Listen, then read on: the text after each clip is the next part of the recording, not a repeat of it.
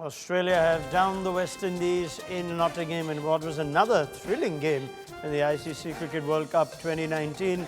We've managed to see some very entertaining batting from bowlers, and we managed to see some moments that Australia played better, the big moments that Daren Finch's Australia played better than Jason Holder's West Indies. The difference in the end is only 15 runs, and there are a number of points in this hugely entertaining game that we can go back to, whether it was Nathan Coulter-Nile's chance given, as Jason Holder mentions at the presentation, the run out of Shimron Hetmeyer, the 46th over where Mitchell Starc took 2 wickets, or the wicket of Andre Russell with that. All those moments can be looked back on as we reflect on a hugely entertaining game, and one that I think should set the tone for both teams going forward on ESPNcricinfo Matchday UK 2019. Welcome back to our viewers in the Caribbean, and a very warm welcome to our viewers on ESPNcricinfo. Ajit, Agarkar and Daren Ganga still here. Brad Hodge will join us from Melbourne in just a bit, and Melinda Farrell is waiting patiently outside Trent Bridge as well, so we'll go to her too. Right, Daren, let's pick up from the comments of Jason Holder. I think if you as a captain, you have to think of certain periods that you felt you lost the game.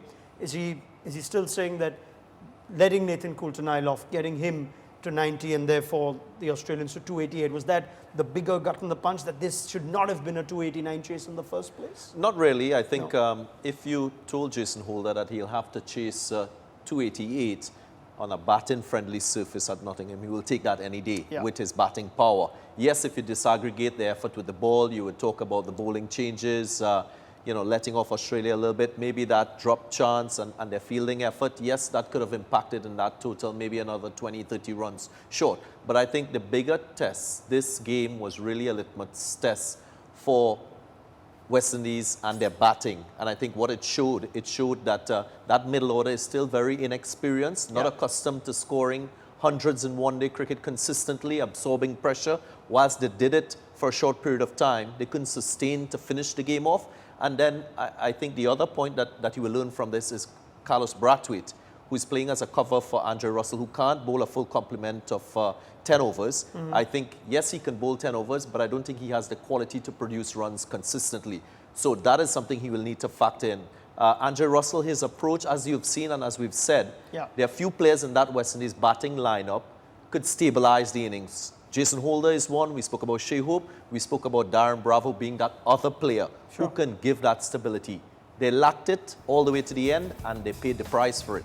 There is that conversation that this is how Andre Russell will play. That's how he plays 2020. That's how he wants to play 50 overs. That's what Brad Hodge mentioned earlier too. Is that acceptable to you? Looks like it is for them, I guess. Is it for you? If you were managing that West Indies team or captaining that team? The 2 balls left in that Starc spell. He's got 2 overs after that. He's hit Adam Zampa for a 6 and a boundary, I think the over before, comfortably. I don't think he'd hit a boundary of Starc in the previous ball. It was just the approach. I know he's swinging hard. It was just the approach just to leave stumps. I think he's a better player than that. I think he's got a decent defense. I know that's his approach in recent times. He bats those 2 balls, and West Indies, I think, get home comfortably. Those are the sort of mistakes West Indies don't want to make, doesn't matter how deep they bat. And that's why I felt at the start, I mean, by having 8 batsmen or 9 batsmen is not going to help if your top 6 or 7 aren't going to do the job. You can look at different things through the course of the innings. I think the 2 captains had contrasting games. I mean, Aaron Finch was just spot on with his bowling changes, which Jason Holder maybe at certain stages in the innings could learn from. He attacked because you had to get wickets. Maybe West Indies led Australia build a partnership couple of times and kept their sort of main bowlers for the end of the innings, which didn't perhaps work.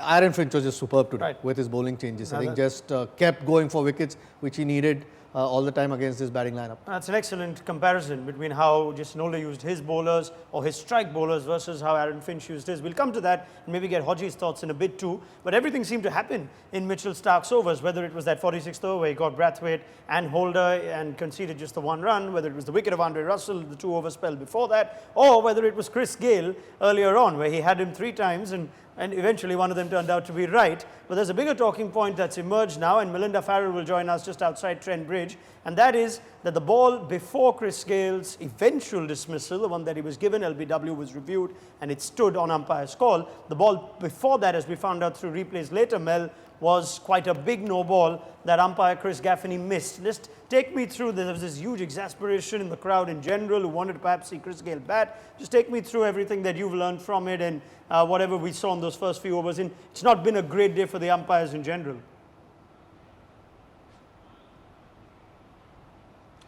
It certainly wasn't a great day for the umpires in general, and the crowd let them know that as well.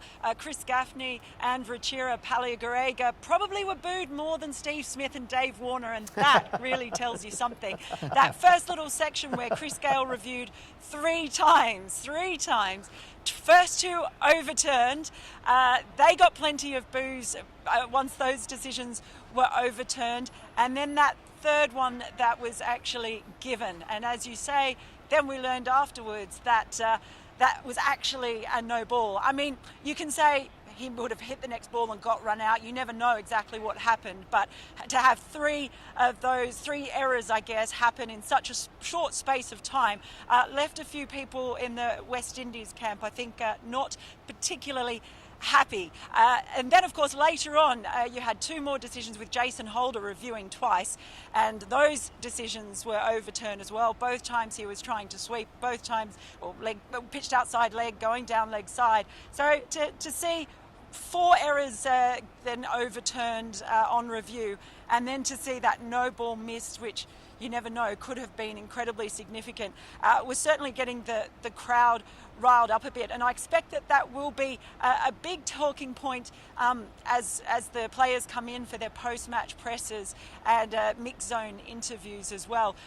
Yeah, I can't believe they were booed as much as they were. The crowd didn't like it, I think, because Chris Gayle was so entertaining as well when he came out there. He might not have been there for a long time, but he was certainly there for a good time. But when all is said and done, there may have been umpiring errors, but I don't think anyone could really say that the West Indies didn't have plenty of opportunities to overcome some fairly ordinary umpiring, it has to be said. Yes, fair enough. It's a good point you make, Mel. There were enough mistakes made by the West Indies themselves, but no, they will look back at some pivotal umpiring decisions, especially that no ball. Thank you very much, Melinda Farrell. We'll let you rush to that post-match press conference so you can pose these questions to the captains yourself. Mel Farrell joining us from just outside Trent Bridge. Let's go to Brad Hodge very quickly, and we'll talk about the umpiring maybe a little later. But I think I'll start on Ajit's point of just the use of Aaron Finch of his strike bowlers. Mitchell Starc came back in two different spells and managed to get Andre Russell and then Brathwaite and Holder. You had Pat Cummins who came back and got Shea Hope. In contrast, the West Indies using Brathwaite and Holder himself to just allow Smith to build a partnership again. Was that the key difference for you? Yeah, could not agree more with what Ajit said about Aaron Finch. I thought that was one of his best games as leader on the field for the Australian cricket team tonight. I thought he was absolutely outstanding. He seemed to pull the right moves. He rotated his bowlers when he felt the right time. He tried some holding patterns. He brought his strike bowlers back on, when the game was in the balance, and they brought the rewards that he was looking for. I thought his field placements are good as well. The use of that little trickery to get Shea Hope out as well with Cummings and Finch coming up with that plan was really good. All in all, I thought he was easily best on ground, even though he didn't contribute with the bat tonight. Right, absolutely. And let's get a quick word from Daren Ganga on what should be the talk of the town in the Caribbean right now, the umpiring decisions. Till we go on, I think this no-ball debate will be bigger. You can understand why a lot of those LBWs were given off Paliagarega when Jason Holder was batting, but that no-ball, how big a moment is that for you? I mean, umpiring is a tough job, and I must say, I mean, that debate has started, whilst the game was unfolding back in the Caribbean. I think when you look at this game, Paliagarega and Gaffney, both of them had an ordinary day with their umpiring. I think there were a few wides and no balls too that could have gone exactly. the other way. I think it underscores the importance of decision making in the game of cricket. I think the DRS system is a system that is really trying to mitigate some of these errors on the part of umpires. But this is a World Cup. You expect the standard of umpiring to be at a very high level. That was not the case at all. Whether that impacted the West Indies, I'm sure the players you saw, Chris Gayle, who very rarely gesticulates when he's playing, he was shaking his head. So too Jason Holder. He had a decision given and it was overruled when he reviewed. So you could have felt, and we've all played a game, when you have things like this going against you, you feel like the entire world is against you, so to speak. It could get to you. Yeah. But I must say, there are lots of positives that the West Indies could take out of this game. Yeah. I think the new ball bowlers, the manner in which they dented this Australian team. Sure. You look at that batting lineup, that's a top batting lineup. They're the defending champions, and to put them under pressure so early in the game, their bowling looks in really good order. Batting-wise, they've just got to complete the approach. Some of the approaches, I'm sure Andre Russell in particular will be disappointed with his approach. You expect the senior players, we've been talking about it, senior players being there to stand up, put their hands up, and to do the business for the team. I think the West Indies senior players in this team, batting-wise, would have let the team down. Very well. We'll find out if they can turn it around. They have South Africa on Monday in Southampton. That's a team they'd fancy. Viewers in the Caribbean, do join us then. Until then, from all of us on ESPNcricinfo Match Dates, bye-bye. Viewers on ESPNcricinfo, don't you go anywhere. Come back right here, because we're going nowhere. We're continuing this conversation. There was so much that happened in this ODI that we can't just ignore the fact that there were many moments by West Indies batsmen that they could have capitalized on. Australia's bowlers done an excellent comparison with Ajit and Hodge about how each captain used his respective strike bowlers. I'll finish the umpiring conversation first with you, Ajit, and you get some, you go your way, you get some the other way. In the Jason Holder ones, I think we can sympathize a little with the umpire. We can see why he's given those out. For the other ones, from Chris Gayle up top, there's a bad decision. The first one was hitting the stumps. Are we making a big deal out of this? Can umpiring improve? I mean, you've got to make a big deal when there are so many in one game. Yeah. I think that's why everyone's talking about it. And coupled with that, Chris Gayle, he got a bit of a start to, the game didn't really change there, but obviously put West Indies under a bit of pressure. They didn't have a great day. I don't know whether we have to be overly critical of it, but yeah, you expect in a World Cup to umpires to, get more right than wrong. Yeah. You're always going to have some mistakes. Fortunately, the review system overturned a lot of them, and Chris Gayle might feel a little bit unfortunate that got out on umpire's call, but there was that no ball call as well, the ball before, big one as well, isn't it? There are mistakes and there are bad mistakes. That's the one I always. Mistake. That's the no ball thing actually bothers me a little bit, where the umpires have been told to actually watch the other end a lot more than what's going on at that end, and tend to miss a lot of the no balls. Whether they can do something a bit differently and actually watch the bowling end. In my opinion, they should as well, for all the balls, not just when a wicket falls, when they get a chance to actually have a look at it. I mean, these conversations, it's almost like we've had them 100 times before, Hodge, including when you were with us during the IPL, when there were high-profile no balls that weren't given. And it's going to happen in the World Cup too. We know that. Sometimes the umpires are not focusing on the front foot because they want to give themselves the best chance up top. And if it starts affecting big decisions of wickets like Chris Gayle, it's going to continue to be debated about. It will be debated about for sure, but look, I think when it wasn't a small no ball, Mitchell Starc stepped over by about 10 centimetres, so it was one of the ones which wasn't even 50-50. But for me, you need to focus on the first bit, which is that's whether the delivery is actually legal or not, and then get the decision right down the other end as well, which they don't seem to be getting right either, not today. But then there's such a review system that if you actually do make a mistake down the other end, it can be analysed. And that's what it's there for, to debate about whether the human error has actually made a mistake. But look, it's going to happen. When there are humans involved in the decision-making process, you're going to make mistakes. So everyone can have a bad day with a batted ball. The umpires clearly had a bad one today. All right, we do sympathize with the difficulty in the nature of the job that the umpires have, and Chris Gaffney and Ruchira Palliagurugai are both experienced international umpires, and it happens to the best, but it's a long tournament for them as well. Maybe they'll improve as things go on. It would be an injustice to just speak of Mitchell Starc and no balls, because Mitchell Starc has done a terrific job today of making sure the points go Australia's way. And I'll come back to you, Hodge, and get thoughts from Ajit too. This is a huge tick in the box. Mitchell Starc, who's played limited ODI cricket for Australia, who of course comes in as the man who's player of the tournament last time. For him to get a 5-wicket haul, turn a game on his own today with ball, that sets things up quite nicely for Australia with the ball going forward. Yeah, huge effort really, and we thought he was going to match his the 6 for 28. I think he got against New Zealand at Eden Park. So a phenomenal effort from Mitchell Starc. He hasn't played a lot of cricket at all. He's been out through injury. And to be able to come back and put in a performance like that, I thought was pretty good.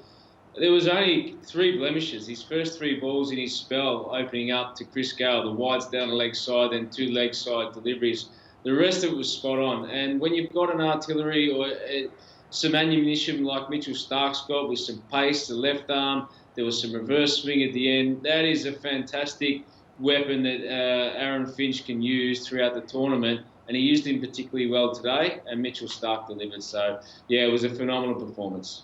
I mean, Ajit, we went through that entire test series, perhaps even speculating that Mitchell Starc was bowling within himself, and maybe this time off or too much time off had done him more harm than good. Here he is early in the World Cup now, pretty much cranking it up, and a 5-wicket haul today, turning the game, having all the goods. This is big for Australia and sends a message to the rest of the World Cup too. Yeah, I was just wondering, half an hour show and we haven't spoken about one of the better or best performers on the day.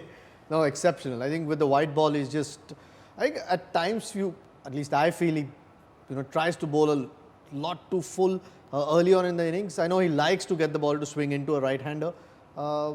Today he mixed his lengths beautifully. I think especially to Chris Gayle, he was full, but there was some real good short stuff and some good length stuff, which at that pace that he bowls, with a tall guy like him, it's very difficult for any batsman to handle. So spot on, and every time he's come back, and that's what Aaron Finch would want him to do, to try and attack the stumps, look for wickets, even if he goes for a few runs, because that sort of wicket-taking ability and that pace, I think, you saw what Andre Russell was trying to do when Mitchell Starc was having a go at him. So Australia must be over the moon with his form. I mean, this first, 8 days of the World Cup, Daren, and it may very well come down to how a strike bowler is used by his captain, whether it's Bumrah, whether it's Starc, or whether it's Mohammad Amir, even O'Shane Thomas. I mean, this is perhaps the tone that's been set, the strike bowler coming and getting you a wicket when you need it. Yeah, and you can tell there are common threads in all of these bowlers who've been successful. One piece, accuracy as well. The one thing I noticed about Starc in this game that he played, his lines were very straight. When you look at where he bowled to Chris Gayle, he kept him very close. Didn't offer the width for him to free his arms. Even when Andre Russell was there, he was tailing out the leg to give himself room to free his arms. So that to me says that this bowler is thinking. He's thinking about the particular batsman he's bowling to, and he's got the control within his armoury to bowl the short deliveries, to get it full, to bowl the right lines as well. All right, well, let's go to our Hotstar top comment now of this game, and I'm sure a number of you would have got onto Hotstar Watch and Play and joined the conversation. This is from Krish in Jaipur. Is this World Cup going to be won by the team with the best batsmen, best bowlers, or the best tail-enders? This obviously would have come watching Nathan Coulter-Nile bat at that point. I wonder what the three of you make of it. Let's start with Ajit, who was not a tail-ender by any stretch of imagination. I think Best batsmen, best bowlers, or the best bowlers who can bat? Yeah, I think, let me just be a bit biased, go for the bowlers. Yeah. I think you need 288 on that pitch, or on that ground, is difficult to defend. Yes. And Australia, I mean, as good a team as they are, there are some weaklings in that bowling. But they've managed to do that because their top guys have performed to a level that is expected of your top strike bowlers. So you need good bowlers. As this tournament progresses, there's a little bit of swing on offer at the moment with the new ball or some sort of movement. Once the wickets start getting a lot flatter, you'll need your bowlers to strike. Gee, it could be bowlers who have to do it with the bat as well. Hodge, They always do it. Yeah, one last word from you. It looks like the bowlers have to do everything. They have to get the runs, they have to get the wickets. And it's a good thing Nathan Coulter-Nile got 92 because he almost cancelled 70 of those and maybe a few more in the field. And I wonder if there's still an argument to be made that against India now next up, that perhaps the left arm pace of Jason Behrendorff might do more damage than Nathan Coulter-Nile, but hard to leave the man of the match out. Yeah, and even past that, I mean, he was phenomenal, Nathan Coulter-Nile. You can't take away what he did with the bat. But yeah, he's there for his bowling. He wasn't great in the field, but that's okay. But even the argument of Nathan Lyon versus Nathan Coulter-Nile down the track as well, which may come under some thought from the management. But so far, it's for me, I'm with Ajit. It's, we talked about 350s, even 500 being scored in this tournament. I think it's down to the bowlers. Whatever bowling unit is up and running by the end of the tournament will go on to win this. All right, final word from you, Daren Ganga. You said at the start of this game, whoever wins this should now make the semi-finals. Australia look like the team that'll make it now. Definitely one of the top 4 teams in this tournament. And just to respond to the comment, yes. I think it's a little of everything required for that team to go on to win this tournament. I think the captaincy factor must also be highlighted there, because you could have all the resources, but if you don't direct those resources properly, you would never be able to win. And All take right. some catches. Yeah, yeah. And don't break the run out with your elbow if you get a chance, like Mushfiq or Rahim. There's no end to it. We're just having some fun after 8 days in the World Cup. There's been a lot of entertainment, a lot of incident. It's been a fun 8 days of this Cricket World Cup, so let's hope it continues. We'll be with you right through the course on ESPNcricinfo Match Day. Let's have a quick look at the points table. It's time we start looking at the points table, and they'll be happy in those parts of the world that the two neighbours are sitting pretty up top, New Zealand and Australia. The two teams that have won both their first couple of games. You'll have India v Australia. What a big game that'll be on Sunday. Before that, it's the All-Asian affair between Pakistan and Sri Lanka tomorrow. England in action against a spirited Bangladesh on Saturday too, and New Zealand have Afghanistan. So there's plenty of cricket coming your way over this weekend. So many thanks to Brad Hodge, who can get some sleep now. Hodgie, I mean, you could stay up talking to us all night, but thanks very much for joining us. You'll sleep well after this result. Yeah, man, it's just ticked over 4:15 in the morning here on the eastern seaboard of Victoria. I might as well go straight to the disco. Why not? Keep the suit on, Ajit. Keep it on. Please do. Yeah, many thanks to Brad Hodge. We'll continue to get his thoughts as this World Cup comes along. Many thanks to Ajit, Agarkar and Daren Ganga as well, who'll be back to build up to Pakistan v Sri Lanka. Thanks for joining us. We'll see you again ahead of tomorrow's game. That's all we got for you for now from ESPNcricinfo Match Day.